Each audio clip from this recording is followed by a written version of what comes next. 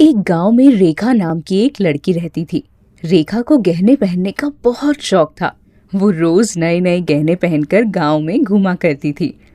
फिर एक दिन रेखा को देख एक गांव का आदमी रेखा को ताना मारते हुए अपनी पत्नी से कहता है, अरे भाग्यवान, ये लड़की अपने आप को समझती क्या है। रोज इतने सारे गहने पहनकर घूमती है, जैसे इसके पिताजी की गहने बनाने की फैक्ट्री हो। देख लेना, इन गहनों के चक्कर में एक दिन कोई चोर उचक्का इसका गला काट के सारे गहने ले जाएगा, तब इसे पता चलेगा। इस तरह कुछ दिन बीत जाते हैं। फिर एक रात रेखा अपनी एक सहेली की शादी से घर लौट रही थी। रेखा के घर के रास्ते में एक डरावना जंगल पड़ता था।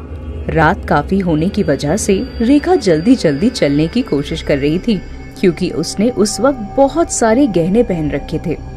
अभी रेखा ने आधा रास्ता पार किया ही था कि तभी अचानक पेड़ के पीछे छुपे दो चोर उसके आगे आकर उसका रास्ता रोक लेते हैं और एक बड़ा सा चाकू दिखाकर उससे गहने छीनने लगते हैं।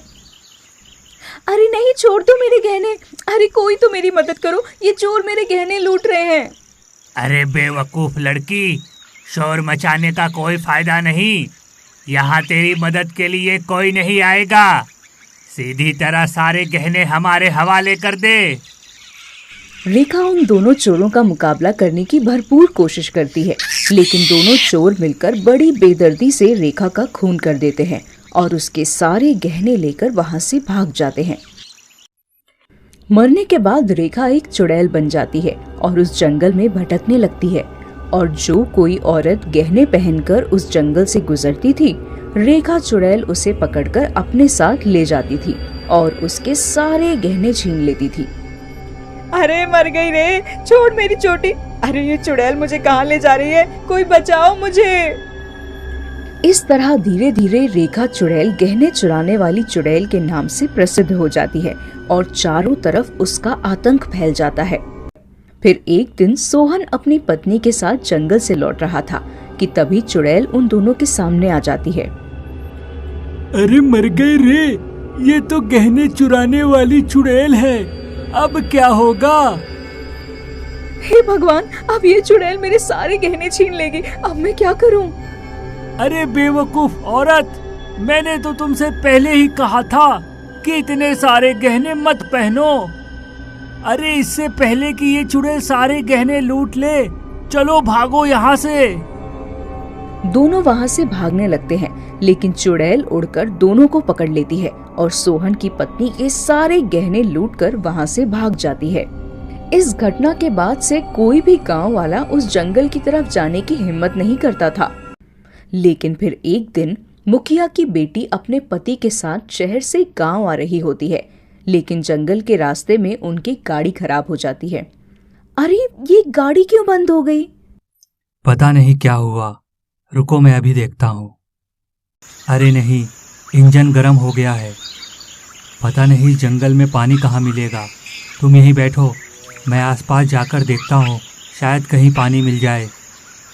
सुनिए, जल्दी आना, मुझे ये जंगल बहुत डरावना लग रहा है। फिक्र मत करो, मैं बस अभी आया। इतना कहकर राजीव पानी लेने चला जाता है कि तभी चुड़ैल की नजर कार के अंदर बैठी सुधा पर पड़ती है। सुधा ने बहुत ही कीमती गहने पहन रखे थे।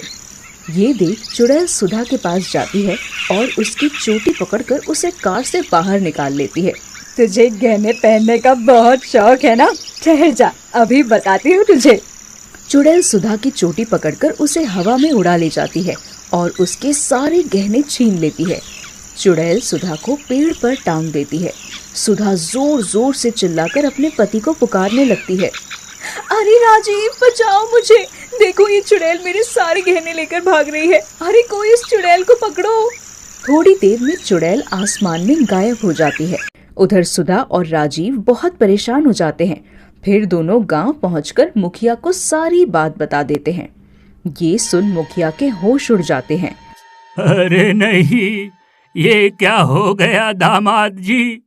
पता नहीं हमारे गांव को किसकी नजर लग गई है। तभी एक गांव वाला कहता है, अरे मुखिया जी, उस गहने चुराने वाली चुड़ैल का आतंक तो दिन ब दिन बढ़ता ही जा रहा है। अब हमारी बहू बेटियों का क्या होगा? उनके गहनों की हिफाजत कौन करेगा? अरे मोहन, इस तरह घबराने से कुछ नहीं होगा। हम सबको हिम्मत से काम लेना होगा। अरे नहीं भाई, हम उस चुड़ैल का कुछ नहीं बिगाड़ सकते। वह बहुत ही शक्तिशाली है। मैं तो कल सवेरा होते ही अपने परिवार के साथ ये गांव छोड़कर चला जाऊंगा। लेकिन तभी राजीव कहता है, देखिए, आप लोगों को घबराने की जरूरत नहीं है। शहर में शेरा नाम का मेरा एक दोस्त रहता है। वह बहुत बड़ा तांत्रिक है। मैं अभी उसे फोन करके बुला लेता हूँ।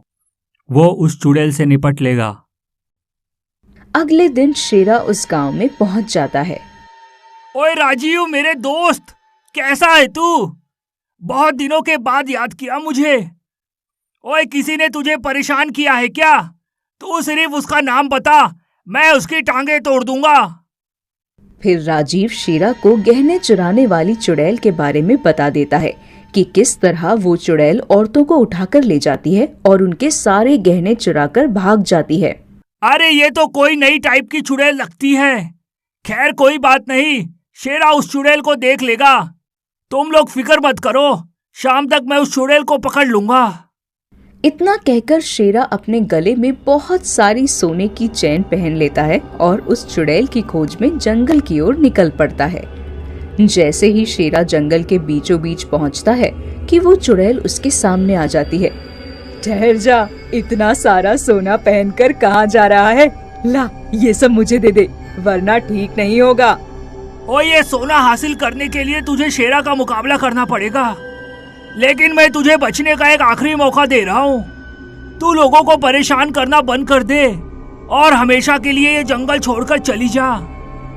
देख तांत्रिक, मेरी तुझसे कोई दुश्मनी नहीं है, लेकिन जब तक मैं अपने कातिलों को सजा नहीं दे देती तब तक मैं यहाँ से कहीं नहीं जाने वाली।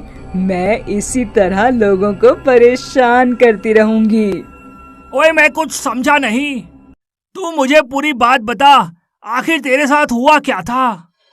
फिर चुड़ैल शेरा को सारी बात बता देती है कि किस तरह दो चोरों ने गहनों के लालच में उसका कत्ल कर दिया था।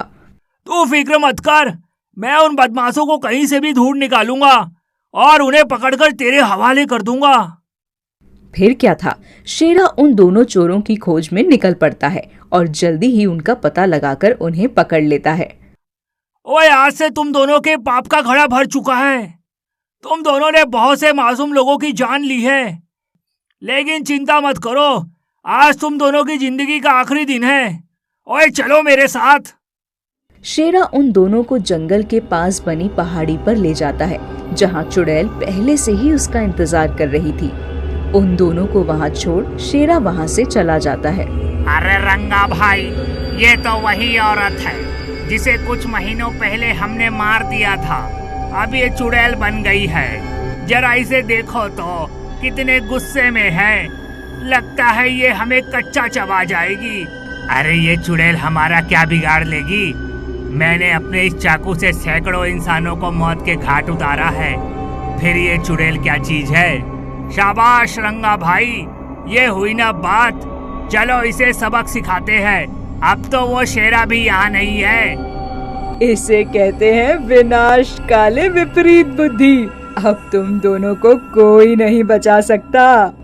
दोनों चुड़ैल को मारने के लिए आगे बढ़ते हैं, लेकिन तभी चुड़ैल उन दोनों को पकड़कर हवा में उड़ा ले जाती है और पहाड़ी से नीचे फेंक देती है। अरे मर गया रे! आ आ आ आ कोई बचाओ! अरे कोई बचाओ मुझे! आ आ पहाड़ी से गिरकर दोनों की मौत हो जाती है। इस तरह चुड़ैल का बदला पूरा हो जाता है और वो हमेशा के लिए वहां से चली जाती है।